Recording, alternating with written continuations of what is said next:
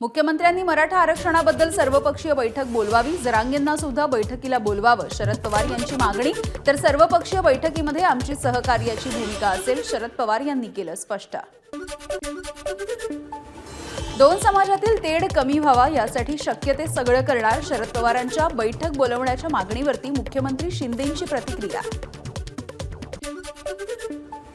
मराठ्यांचा प्रश्न सोडवण्यासाठी सर्वपक्षीय बैठकीचं नाटक, मनोज जरांगे पाटील यांची टीका। आरक्षणाच्या संदर्भात सर्वपक्षीय बैठक घेण्याच्या शरद पवारांच्या निर्णयाचं स्वागत। ओबीसी मराठा वाद शांत झाला पाहिजे, निवडणुका असल्यामुळे यावरती निर्णय होणं अपेक्षित, छगन भुजबळ यांचं वक्तव्य।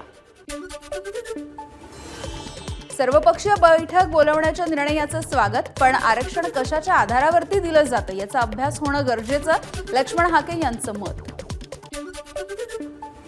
आरक्षणाची 50% मर्यादा वाढवली पाहिजे असं मला वाटतं, मात्र त्याबद्दलचे सगळे अधिकार केंद्राकडे, शरद पवार यांचं विधान।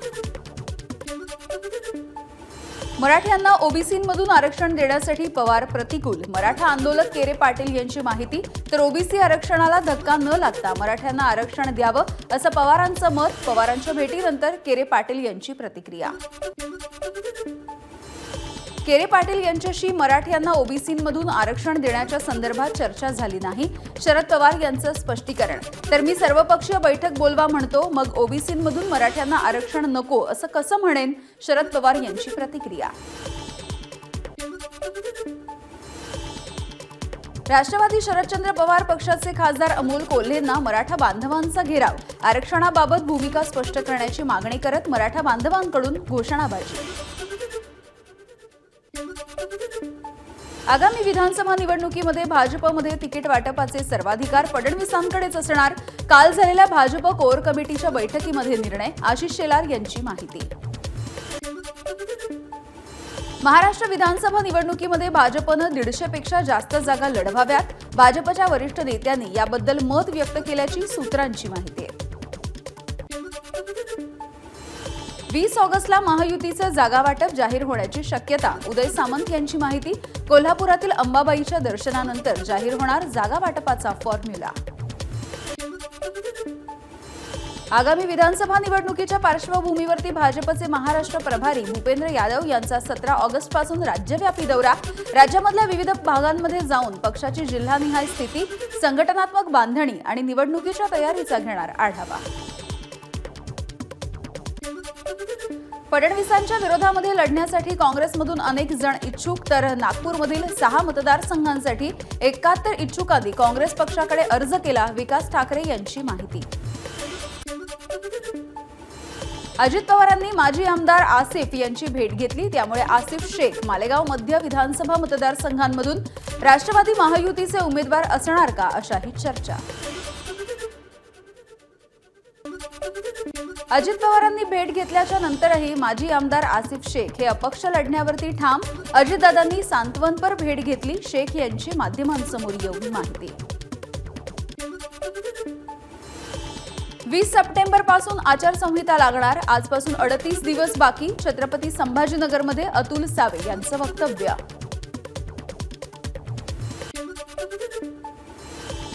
राष्ट्रवादी शरद पवार पक्षाच्या शिवस्वराज्य यात्रेचं स्फूर्तिगीत जारी, निष्ठावंतांची निघाली स्वारी अशा आशयाचं स्फूर्तिगीत जयंत पाटील यांनी सोशल मीडियावरून केलं पोस्ट।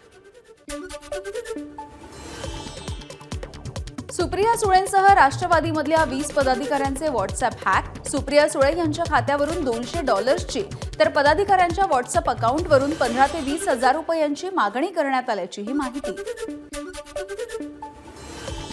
मातोश्री बाहेर दंगा करणारे शिंदेंचे भाडोत्री गुंड, संजय राऊतांचा आरोप, काही लोकांचे मुख्यमंत्र्यांसोबतचे फोटो माध्यमांना दाखवत संजय राऊतांनी केले आरोप।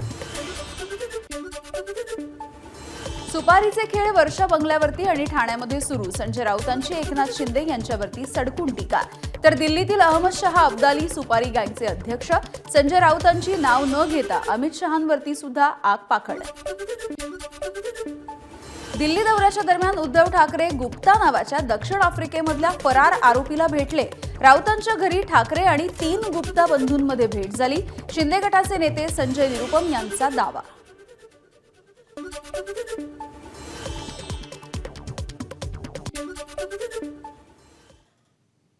आणि याकडीची एक मोठी बातमी बघूयात। मंत्रालयाच्या समोर कंत्राटदारांनी काम बंद आंदोलनाचे बॅनर लावलेले आहेत। सार्वजनिक बांधकाम विभागाची कामं केल्यानंतर कंत्राटदारांची करोडो रुपयांची बिलं थकलेली आहेत, कारण सार्वजनिक बांधकाम विभागाने पैसेच रिलीज केलेले नाहीत। त्यामुळे यापुढे मंत्र्यांचे बंगले किंवा अन्य शासकीय निवासस्थाने आणि कार्यालयांची कामं करणार नाही असा इशारा आता या कंत्राटदारांनी दिलेला आहे। याआधी सुद्धा त्यांनी अशी आंदोलनं अनेकदा केलेली आहेत। पुन्हा एकदा हे बॅनरबाजी करण्याची वेळ त्यांच्यावर आली आहे।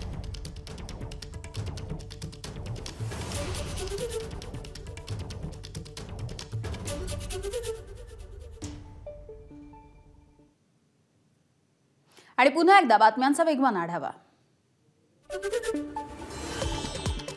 महाराष्ट्रामध्ये अशा पद्धतीचे बेछूट आरोप कधीही झाले नव्हते असे आरोप करणाऱ्यांच्या विरोधामध्ये कायदा करण्याची गरज। संजय राऊतांच्या आरोपानंतर भाजपचे नेते सुधीर मुनगंटीवार यांची प्रतिक्रिया। जर तुम्ही आमच्या घरावर येणार असाल तर आम्ही घरामध्ये घुसू। राज ठाकरेंचा आदेश आहे म्हणून शांत आहोत। आम्हाला डिवचू नका। परत मस्ती कराल तर गप्प बसणार नाही। अविनाश जाधव यांचा इशारा। राज ठाकरे आणि अमोल मिटकरी यांच्या गाडीवरती झालेला हल्ला हा केवळ नुकसान करणारा, तर उद्धव ठाकरेंच्या गाडीवरती झालेला हल्ला हा गाडीमधल्या माणसाला हानी पोहोचवण्याच्या दृष्टीने करण्यात आला। ठाकरे गटाचे नेते भास्कर जाधव यांचा आरोप। संजय राऊतांना स्वतः मुख्यमंत्री व्हायचंय। उद्धव ठाकरे जितके बदनाम होतील तितके राऊत मोठे होतील, म्हणून ठाकरेंना दिल्लीमध्ये काँग्रेसच्या नेत्यांसमोर लोटांगण घालायला लावलं। प्रवीण दरेकर यांचा हल्लाबोल।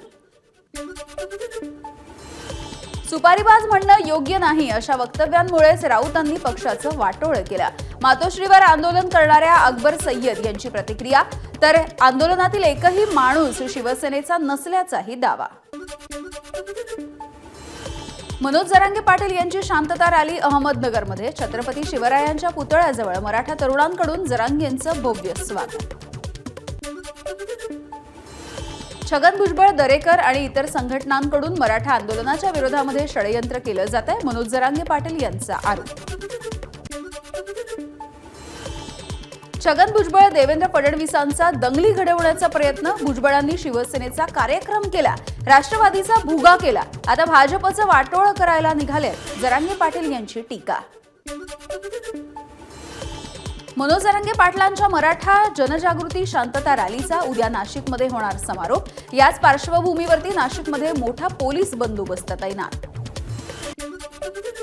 मनोज जरांगेंच्या शांतता रॅलीमुळे नाशिक शहरामधल्या शाळांना उद्या सुट्टी। रॅलीमध्ये मोठ्या संख्येने मराठा समाज बांधव एकत्र येणार असल्यामुळे शाळांना सुट्टी जाहीर।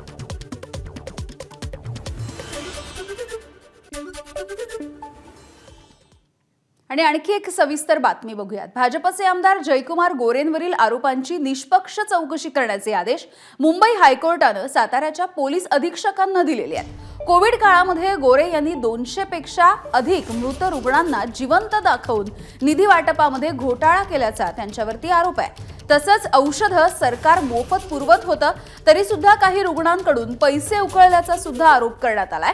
हायकोर्टामध्ये पुढील सुनावणी ही 3 आठवड्यांच्या नंतर होणार आहे।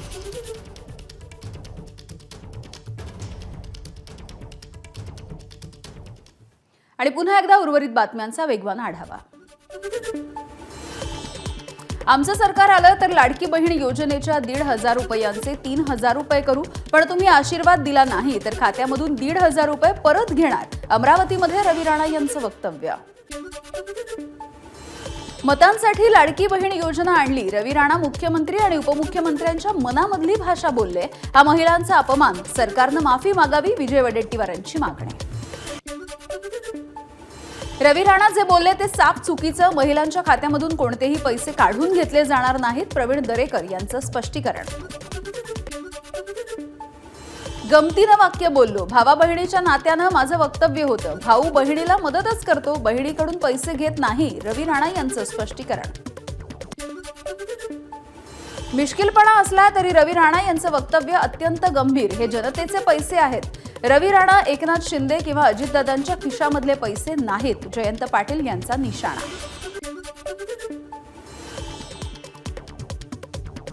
लोकांना मताची आली कडकी म्हणून वाटते बहीण माझी लाडकी, 1,500ची ओवाळणी परत मागणारी ही सत्तांध माणसं आहेत, पक्की बेरकी, सुषमा अंधारे यांचा टोला। आनंदाचा शिधा लाडकी बहीण योजनांच्या विरोधामध्ये विरोधक कोर्टात गेले, मात्र न्यायालयाने दिलासा दिला नाही. कपटी भावांपासून सावध रहा, मुख्यमंत्र्यांचा विरोधकांना टोला.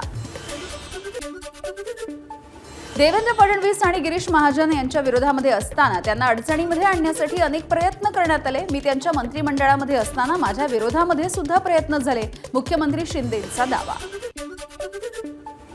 केंद्रामधून आलेल्या काही यंत्रांमध्ये बिघाड असल्यामुळे आम्ही ऑफलाईन मार्गाने धान्य वाटप करण्याच्या सूचना दिल्यात, छगन भुजबळ यांची माहिती. पूजा केडकरला दिल्ली हायकोर्टाचा मोठा दिलासा, 21 ऑगस्टपर्यंत अटक न करण्याचे हायकोर्टाने दिले आदेश. मंत्रालयासमोर कंत्राटदारांनी लावले कामबंद आंदोलनाचे बॅनर. सार्वजनिक बांधकाम विभागाची कामं केल्यानंतर करोडो रुपयांची बिलं थकवल्यामुळे कंत्राटदार आक्रमक. नागपूरमध्ये टोल नाक्याची मनसेकडून तोडफोड. वाडी हिंगण मार्गावरील टोल नाका मनसेच्या कार्यकर्त्यांनी फोडला. नियम मोडून टोल आकारला जात असल्याचा मनसैनिकांचा आरोप. पेसा भरतीसाठी नाशिकमध्ये आदिवासी समाज आक्रमक. गेल्या 12 दिवसांपासून उपोषण सुरू. माजी आमदार गावित यांच्या नेतृत्वामध्ये मोर्चा. आदिवासी विकास भवनाला सुद्धा घातला घेरा. नाशिकमध्ये माजी केंद्रीय मंत्री भारती पवार, आमदार देवयानी फरांदे, आमदार हिरामण खोसकर, रंजना भानसींना आदिवासी आंदोलकांनी घातला घेराव. आंदोलकांनी केली जोरदार घोषणाबाजी. नाशिकच्या जिल्हाधिकारी कार्यालयाबाहेर पेसा भरती आंदोलकांचा रास्ता रोको. नेत्यांना घेराव घातल्यावरती आंदोलक जिल्हाधिकारी कार्यालयाबाहेर. आदिवासी आयुक्तांशी झालेल्या बैठकीनंतर जेपी गावित यांच्याकडून सरकारला 21 ऑगस्टपर्यंतचा अल्टिमेटम. मुख्यमंत्र्यांशी बैठक घेऊन पेसा भरतीचा प्रश्न मार्गी लावणार, नरहरी झिरवाळ यांचं आश्वासन. नागपूरमधील अनियोजित विकास कामं आणि चुकीच्या पद्धतीने बांधण्यात आलेल्या सिमेंट कॉन्क्रीटच्या रस्त्यांची चौकशी करा, काँग्रेसची मागणी. नागरिकांचा पाठिंबा घेण्यासाठी काँग्रेसकडून टोल फ्री क्रमांक सुद्धा जारी. हिंगोलीमध्ये संतोष बांगर यांच्या नेतृत्वामध्ये कावड यात्रा. मुख्यमंत्री एकनाथ शिंदे यात्रेमध्ये सहभागी. मोठ्या प्रमाणावरती शिवभक्त आणि शिवसैनिकांचा यात्रेमध्ये सहभाग. हिंगोलीच्या कावड यात्रेमध्ये संतोष बांगर यांचा गाण्यावरती ठेका. मोठ्या प्रमाणात शिवभक्त आणि शिवसैनिकांचा उत्साह.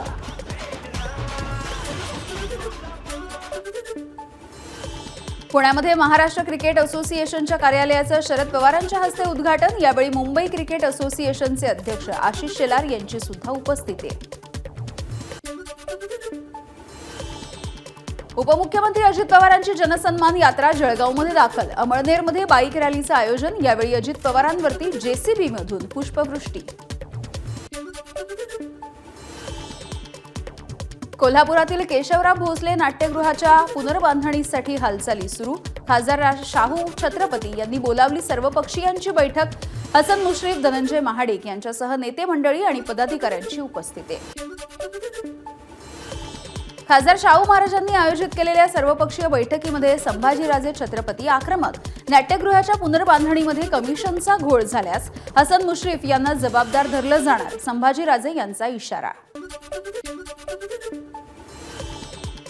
छत्रपती संभाजीनगरमध्ये काँग्रेसचे कार्यकर्ते आणि मनपा अधिकाऱ्यांमध्ये वाद.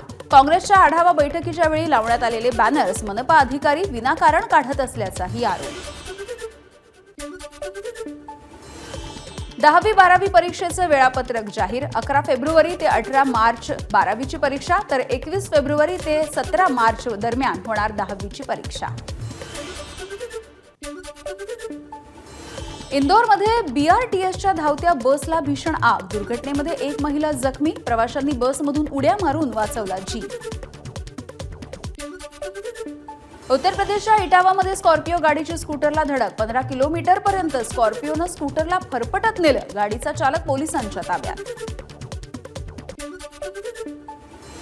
कडेलिया धबधब्याजवळ सेल्फी काढताना पाय घसरल्यामुळे विद्यार्थ्याचा मृत्यू. राजस्थानच्या बांसवाडामधील घटना. एसडीआरएफच्या पथकाला मृतदेह बाहेर काढण्यामध्ये यश. बिहारच्या जहानाबाद जिल्ह्यामधल्या बाबा सिद्धेश्वरनाथ मंदिरामध्ये चेंगराचेंगरी. 8 भाविक मृत्युमुखी. पोलिसांनी लाठीमार केल्यामुळे चेंगराचेंगरी झाल्याचा भाविकांचा आरोप. जॉर्डन खोऱ्यामध्ये झालेल्या दहशतवादी हल्ल्यामध्ये एक इस्रायली नागरिक ठार तर एक जण गंभीररीत्या जखमी, इस्रायली लष्कराची माहिती. रशियाच्या ताब्यात असलेल्या झापोरिझिया पॉवर प्लांटला भीषण आग. प्लांटच्या शेजारच्या भागामध्ये दहशत पसरवण्यासाठी रशियानेच आग लावल्याचा युक्रेनचा आरोप. रशियाचे हल्ले रोखण्यासाठी हवाई संरक्षण यंत्रणा बळकट करणं आवश्यक. रशियाच्या हल्ल्याबद्दल युक्रेनचे राष्ट्राध्यक्ष झेलेन्स्की यांचं वक्तव्य. कर्स्कमध्ये रशियाचा युक्रेनवरती हल्ला. निवासी इमारतींना केलं लक्ष्य. मिसाईलच्या हल्ल्यामध्ये 13 जण जखमी. रशियाच्या प्रत्युत्तरामध्ये युक्रेनचे 35 ड्रोन नष्ट.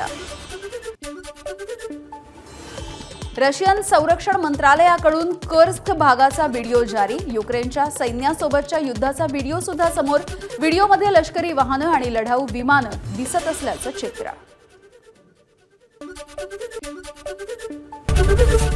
एबीपी माझा, उघडा डोळे बघा नीट.